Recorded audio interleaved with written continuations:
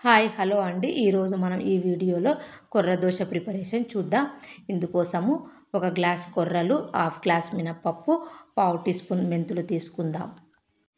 ఇప్పుడు వాటర్ వేసుకొని శుభ్రంగా 2-3 టైమ్స్ వాష్ చేసుకోవాలి. తర్వాత మళ్ళీ వాటర్ వేసుకొని ఒక 8 గంటల పాటు నానబెట్టుకోవాలి. మిల్లెట్స్తో ఏ రెసిపీ చేసినా కూడా ఎక్కువ టైము నానబెట్టుకోవాలి.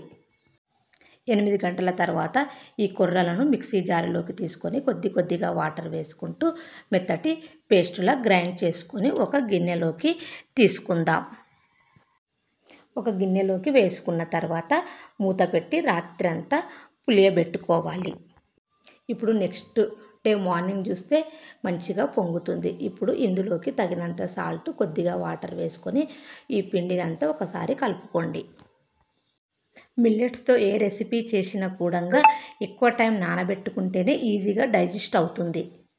ఇప్పుడు స్టవ్ పై దోశ ప్యాన్ పెట్టుకొని హీట్ అయిన తర్వాత 2 గరిటెల దోశ బ్యాటర్ వేసుకొని ఈవెన్గా స్ప్రెడ్ చేసుకొని పైన ఆయిల్ కూడా వేసి ఆయిల్ కూడా ఈవెన్గా స్ప్రెడ్ చేసుకొని ఇలా దోశ ఎర్రగా కాలిన తర్వాత ఒక ప్లేట్లోకి తీసుకొని మీకు నచ్చిన చట్నీతో సర్వ్ చేసుకుంటే హెల్తీగా టేస్టీగా ఉండే కొర్ర దోశ రెడీ అయినట్లు.